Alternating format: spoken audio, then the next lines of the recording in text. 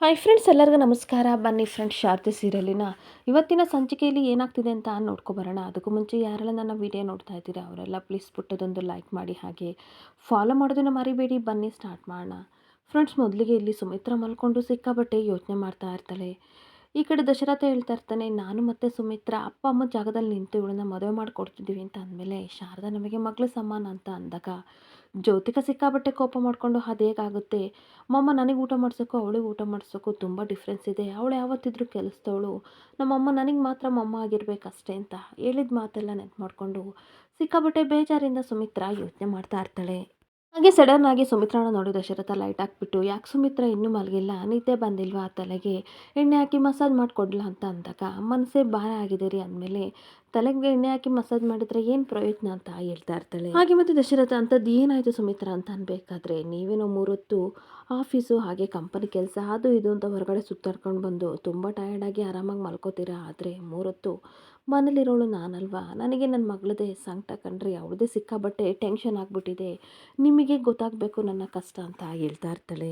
ಹಾಗೆ ಚಿಂತೆ ಮಾಡೋದ್ರಿಂದ ಯಾವ ಪ್ರಾಬ್ಲಮ್ಮು ಸಾಲ್ವ್ ಆಗಲ್ವಲ್ಲ ಸುಮಿತ್ರಾ ಅಂತ ದಶರಥ ಹೇಳ್ತಾ ಇದ್ರೆ, ಕಳೆದ 2 ದಿನಗಳಿಂದಲೂ ಸಹ ನನ್ನ ಮಗಳ ಮುಖನ ನೋಡೋಕ್ಕಾಗ್ತಾ ಇಲ್ಲ ಕಣ್ರಿ, ನನ್ನ ಸ್ವಂತ ಎತ್ತು ಮಗಳ ಮುಖನ ನನ್ನ ಕೈಲಿ ನೋಡೋಕ್ಕಾಗ್ತಿಲ್ಲ, ಅಂಥದ್ರಲ್ಲಿ ಇವಳ್ಯಾರಿಗೂ ನಾನು ಅಮ್ಮ ಆಗಿ ಶಾರದನಿಗೆ ತಾಯಿಯಾಗಿ ನಾನು ಮದುವೆ ಮಾಡಿಕೊಡ್ತಿದ್ದೀನಲ್ಲ, ನನ್ನ ಮಗಳ ಸಂಕಟ ನನಗೆ ಯಾಕೆ ಅರ್ಥ ಆಗ್ತಿಲ್ಲ ಅಂತ ಕ್ವಶನ್ ಮಾಡ್ತಾ ಇರ್ತಾಳೆ. ಹಾಗೆ ಇದರಿಂದ ಜ್ಯೋತಿಕಾ ಎಷ್ಟು ಸಂಕಟ ಪಡ್ತಿದ್ದಾಳೆ ಗೊತ್ತಾ ರೀ ಅಂತ ಅನ್ಬೇಕಾದ್ರೆ, ಈ ನೋವಲ್ಲ ಕ್ಷಣಿಕ ಅಷ್ಟೇ ಸುಮಿತ್ರ, ಅರ್ಥ ಮಾಡ್ಕೊ ಅಂದಾಗ, ಇಲ್ಲ ರೀ ಇವಾಗ ಸರಿಯಾಗಿ ಹೇಳ್ತಿದ್ದೀನಿ ಕೇಳ್ಕೊಳ್ರಿ, ನಾನು ಸತ್ರು ಸಹ ಶಾರದನ ಮಗಳು ಅಂತ ನಾನು ಒಪ್ಕೊಳ್ಳೋಕೆ ಸಾಧ್ಯನೇ ಇಲ್ಲ ಅಂತ ಸುಮಿತ್ರ ಹೇಳ್ತಾ ಇರ್ತಾಳೆ. ಹಾಗೆ ಸುಮಿತ್ರ ಸಿಕ್ಕಾಪಟ್ಟೆ ಕೋಪ ಮಾಡಿಕೊಂಡು, ನೋಡ್ರಿ ಮನೇಲಿ ನಡೀತಿರೋ ಸಂಭ್ರಮ ನಿಮಗೆಲ್ಲ ಖುಷಿ ತಂದು ಕೊಟ್ಟಿರ್ಬೋದು, ಆದರೆ ನನಗೆ ಇದು ಸೂತ್ಕದ ಛಾಯೆ ಅಂತ ಅನ್ಬೇಕಾದ್ರೆ, ನೋಡು ಸುಮಿತ್ರ ಒಂದು ಮಾತು ಹೇಳ್ತೀನಿ, ನಮ್ಮ ಹತ್ರ ಎಲ್ಲ ಇದ್ದು ಸಹ ನಾವು ಒಂಥರ ಅಹಂಕಾರ ತೋರ್ತಾ ಇದ್ದೀವಿ, ಅದಕ್ಕೆ ಸುತ್ತಮುತ್ತ ಏನು ಚಿಕ್ಕ ಪುಟ್ಟ ವಿಷಯ ನಡೆದರೂ ಸಹ ನಾವು ಅದನ್ನು ಮನಸ್ಸಿಗೆ ಸಿಕ್ಕಾಬಟ್ಟೆ ಬೇಗನೆ ತಗೋತೀವಿ. ಅದೇ ಶಾರದನ ಪರಿಸ್ಥಿತಿ ನೋಡು, ಅವಳು ಚಿಕ್ಕ ವಯಸ್ಸಿಂದಲೂ ಸಹ ಕಷ್ಟದಿಂದಲೇ ಬಂದಿದ್ದಾಳೆ, ಏನೇ ಚಿಕ್ಕ ಚಿಕ್ಕ ವಿಷಯನೂ ಸಹ ಸಿಕ್ಕಾಬಟ್ಟೆ ಖುಷಿಯಿಂದ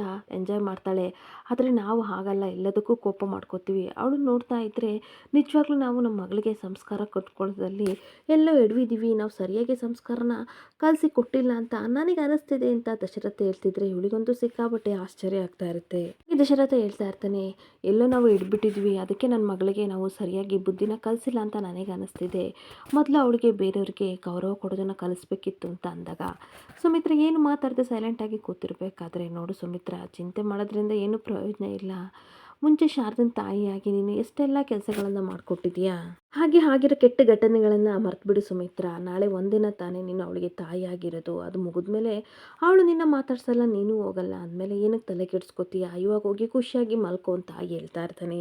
ಇನ್ನೊಂದು ಕಡೆ ಬೆಳಗಾದಾಗ ಪಾರಿಜಾತ ಕಾಫಿನ ಗೋಲ್ಡಿಗೆ ತೊಗೊಂಡು ಬರ್ತಾ ಇರ್ತಾಳೆ.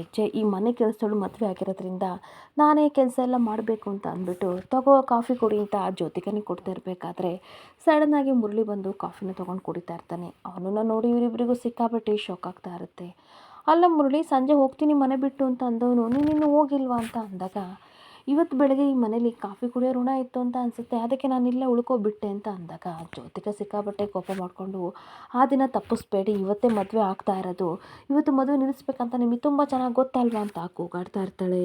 ಮುರಳಿ ಹೇಳ್ತಾ ಇರ್ತಾನೆ, ನನಗೆಲ್ಲ ಗೊತ್ತು, ಅದಕ್ಕೆ ಏನು ಐಡಿಯಾ ಮಾಡಬೇಕು, ಏನು ಸ್ಟ್ರಾಟಜಿಸ್ನ ರೆಡಿ ಮಾಡ್ಕೋಬೇಕು ಅದನ್ನೆಲ್ಲ ನಾನು ರೆಡಿ ಮಾಡ್ಕೋತಿದ್ದೀನಿ ಅಂತ ಅಂದಾಗ, ವಾಟ್ ನಾನ್ಸೆನ್ಸ್, ಏನು ಮಾತಾಡ್ತಾ ಇದ್ದೀರಾ, ಇಷ್ಟು ದಿನವೇ ಏನು ಮಾಡೋಕ್ಕಾಗಿಲ್ಲ ನಿಮ್ಮ ಕೈಲಿ, ಇನ್ನೂ ಸ್ವಲ್ಪ ಹೊತ್ತು ಟೈಮ್ ಮಾತ್ರ ಇರೋದು, ಇವಾಗ ಏನು ಮಾಡ್ತೀರಾ, ಅಷ್ಟಕ್ಕೂ ಮನೆ ಬಿಟ್ಟು ಹೋಗ್ತೀನಿ ಅಂತ ಅಂದರು, ಏನಕ್ಕೆ ಹೋಗಲಿಲ್ಲ ಅಂತ ಅಂದಾಗ, ಅಯ್ಯೋ ಅದೊಂದು ಸಣ್ಣ ಕಥೆ ಅಮ್ಮ, ನಾನು ಸಂಜೆ ಬ್ಯಾಗ್ನೆಲ್ಲ ತೊಗೊಂಡು ಹೋಗ್ತಾ ಇದ್ದೆ, ಆದರೆ ಸಡನ್ನಾಗಿ ಸಿದ್ದಕ್ಕಾಗಿ ತಗ್ಲಾಕೊಂಡೆ ಅಂತ ಮುರಳಿ ಹೇಳ್ತಿರ್ಬೇಕಾದ್ರೆ, ಅಯ್ಯೋ ನಮ್ಮ ಕರ್ಮ, ನಿನಗೆ ಅಷ್ಟು ಗೊತ್ತಾಗಲಿಲ್ವಾ, ಹೋಗಿ ಅದು ಸಿದ್ದಕ್ಕಲ್ಲಿ ತಗ್ಲಾಕೊಂಡಿದ್ದೀಯ ಅಂತ ಪಾರಿಜಾತ ಬೈತಾ ಇರಬೇಕಾದ್ರೆ, ಏನು ಮಾಡಲಿ ಅತ್ತೆ, ಈ ಮನೇಲಿ ಇರಬೇಕು ಅಂತ ಆ ದೇವರು ನನಗೆ ಋಣದಲ್ಲಿ ಬರೆದಿದ್ದಾನೆ ಅಂತ ಅನಿಸುತ್ತೆ ಅಂತ ಅಂದಾಗ, ಓ ಮೈ ಗಾಡ್ ಸಾಕು ಆಯಿತಾ ಮಾತಾಡಿದ್ದು, ಇವತ್ತು ಕ್ಲೈಮ್ಯಾಕ್ಸು, ನಾನು ಇವತ್ತಿದ್ದಕ್ಕೊಂದು ಅಂತ್ಯ ಆಡಲೇಬೇಕು, ಇವಾಗ ಮದುವೆ ಇದೆ, ಹೇಗಾದರೂ ಮಾಡಿ ಮದುವೆನ ತಪ್ಪಿಸ್ಬೇಕು ಅಂತ ಜ್ಯೋತಿಕಾ ಕೂಗಾಡ್ತಾ ಇರ್ತಾಳೆ.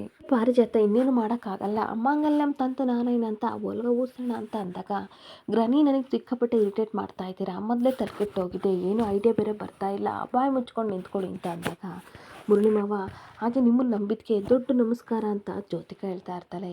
ಅಯ್ಯೋ ಯಾಕಮ್ಮ ತಲೆ ಕೆಡಿಸ್ಕೋತೀಯ, ನಮ್ಮದವ್ರನ್ನ ಈ ಮುರಳಿ ಯಾವತ್ತೂ ಕೈ ಬಿಡಲ್ಲ, ಇನ್ನೂ ಸಹ ಟೈಮ್ ಇದೆ ಅಲ್ವಾ, ಆಪ್ರೇಷನ್ನ ಆಗ್ದಂಗೆ ನಾವು ಈ ಮದುವೆ ಮ್ಯಾರೇಜನ್ನು ನಾವು ಮಟಾಶ್ ಮಾಡಿಬಿಡೋಣ ಅಂತ ಹೇಳ್ತಾ ಇದ್ರೆ, ಇವಳಿಗೆ ಸಿಕ್ಕಾಬಟ್ಟೆ ಕನ್ಫ್ಯೂಷನ್ ಆಗ್ತಾ ಇರುತ್ತೆ.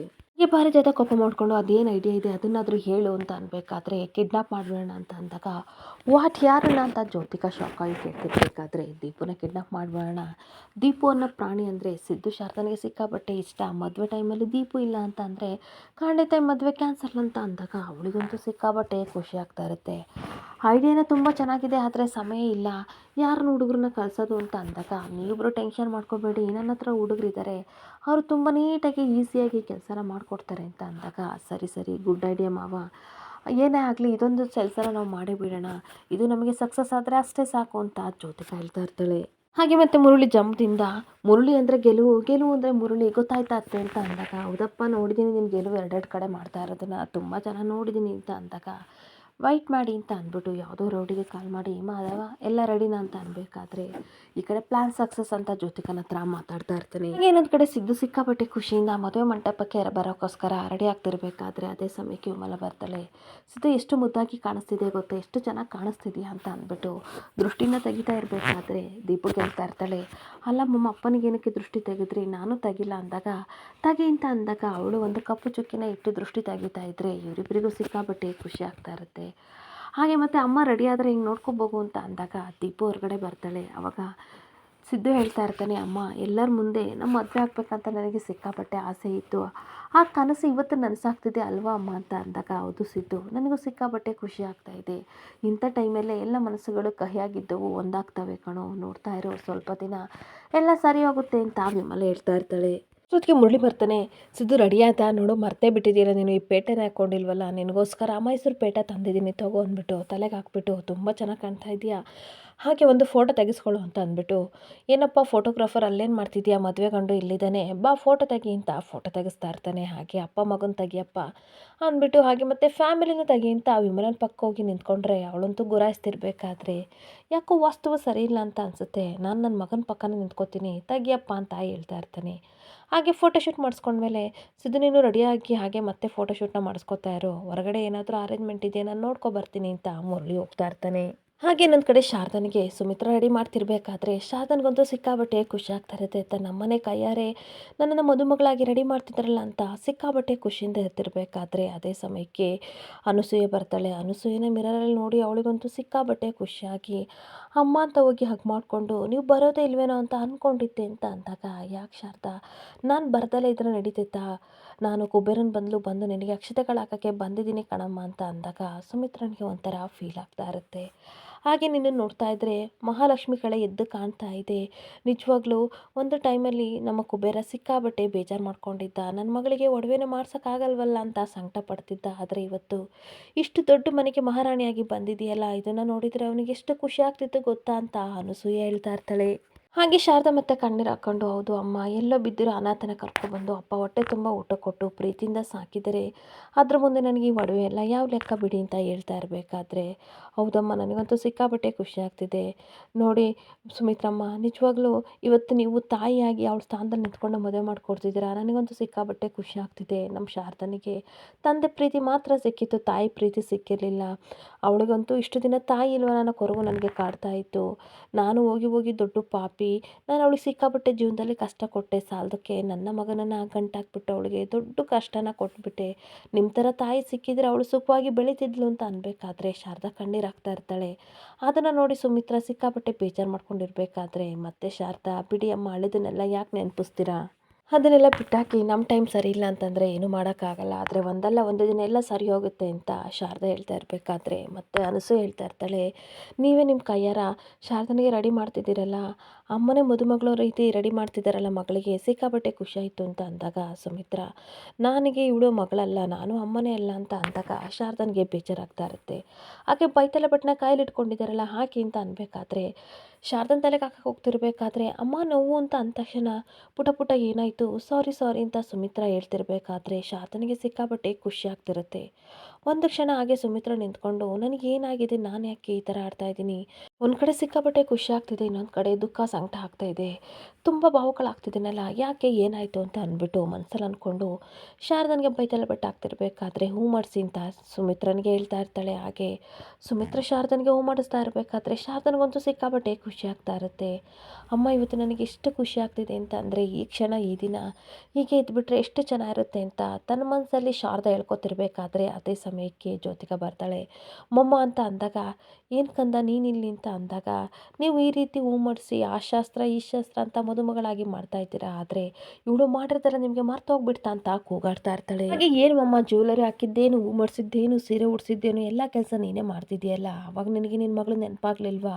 ಇವಾಗ ಮಾತ್ರ ನೀನು ಇವಳಿಗೆ ಖುಷಿ ಖುಷಿಯಾಗಿ ಮಾಡ್ತಿದ್ದೀಯಲ್ಲ, ಇದನ್ನೆಲ್ಲ ನೀನು ನನಗೆ ಮಾಡಬೇಕಾಗಿತ್ತು. ಲೆಕ್ಕದ ಪ್ರಕಾರ ನನ್ನ ಮದುವೆಲಿ ನೀವು ಇದನ್ನೆಲ್ಲ ಮಾಡಬೇಕಾಗಿತ್ತು. ನನ್ನ ಮೊಮ್ಮನಿಂದ ಏನು ಅಕ್ಸೆಪ್ಟ್ ಮಾಡಿದ್ನೋ ಅದನ್ನೆಲ್ಲ ಈ ಶಾರದಾ ಕಿತ್ಕೋತಿದ್ದಾಳೆ ಅಂತ ಬೇಕು ಬೇಕು ಅಂತ ಜ್ಯೋತಿಕಾ ಹೇಳ್ತಾ ಇದ್ರೆ ಸುಮಿತ್ರನ್ಗೆ ಸಿಕ್ಕಾಬಟ್ಟೆ ಬೇಜಾರಾಗ್ತಾ ಇರುತ್ತೆ. ಹಾಗೆ ಅಲ್ಲಮ್ಮಮ್ಮ ನಿಮಗೆ ಏನಾಗಿದೆ, ನನಗೆ ಮಾಡಬೇಕಾಗಿದ್ದನ್ನೆಲ್ಲ ಇವಳಿಗೆ ಮಾಡ್ತಿದ್ದೀರಾ ಅಂತ ಅಂದಾಗ ಅಷ್ಟೊತ್ತಿಗೆ ಅನಸೂಯ, ಅಲ್ಲಮ್ಮ ಇವಾಗ ಏನಾಯ್ತು ಅಂತ ಅಂದಾಗ, ನೋಡಿ ನಾನು ನಿಮ್ಮ ಜೊತೆ ಮಾತಾಡ್ತಾ ಇಲ್ಲ, ನಮ್ಮಮ್ಮನ ಹತ್ರ ಮಾತಾಡ್ತಾ ಇದ್ದೀನಿ. ನೀವು ಹೇಳಿ ಮಮ್ಮ, ಡ್ಯಾಡರಿಗೆ ಗುಂಡಿಕ್ಕಿ ಕೊಲ್ಲಕ್ಕೆ ಅಂತ ಹೋದವಳಿಗೆ ನೀವು ಇಷ್ಟೆಲ್ಲ ರೆಡಿ ಮಾಡ್ತಿದ್ದೀರಾ ಅಂತ ಅಂದಾಗ ಶಾರದನಿಗೆ ಸಿಕ್ಕಾಪಟ್ಟೆ ಕೋಪ ಬರ್ತಾ ಇರುತ್ತೆ. ಹಾಗೆ ಮನೆಗೆ ಬಂದ್ಲು, ನನ್ನ ಜೀವನನ ಬರ್ಬಾದ್ ಮಾಡಿದ್ಲು, ನಿಮಗೆಲ್ಲ ನೆನಪಿಲ್ವಾ ಅಂತ ಅನ್ಬೇಕಾದ್ರೆ ಅನಸೂಯ ಸಿಕ್ಕಾಪಟ್ಟೆ ಕೋಪ ಮಾಡ್ಕೊಂಡು, ಮುಚ್ಚು ಬಾಯಿನ ಜ್ಯೋತಿಕಾ, ಏನು ಮಾತಾಡ್ತಾ ಇದೀಯಾ, ತನ್ನಿಂದ ಮನೆಯವ್ರಿಗೆಲ್ಲ ನೋವಾಗಿದೆ ಅಂತ ಶಾರದಾ ಪ್ರತಿದಿನ ಕೊರಗ್ತಾ ಇದ್ದಾಳೆ, ಅದು ನಿನಗೆ ಗೊತ್ತಾ? ಈಗ ಅದನ್ನೆಲ್ಲ ಬಿಟ್ಬಿಟ್ಟು ನೀನು ತಪ್ಪಾಗಿ ಅವಳನ್ನ ತಿಳ್ಕೊಬಿಟ್ಟು ಇವಾಗ ಸುಮಿತ್ರಮ್ಮನಿಗೂ ಇಲ್ದ ಸಲನೆಲ್ಲ ತಲೆಗೆ ತುಂಬ್ತಿದ್ಯಾ ಅಂತ ಅಂದಾಗ ಪಾರಿಜಾತ ಕೋಪ ಮಾಡ್ಕೊಂಡು, ಸುಮ್ಮನೆ ರೀ ಅನಸೂಯಮ್ಮ, ಇದು ನಮ್ಮನೆ ವಿಷಯ, ಅಷ್ಟಕ್ಕೂ ಇದನ್ನೆಲ್ಲ ಮಾತಾಡೋಕ್ಕೆ ನೀವ್ಯಾರು ಅಂತ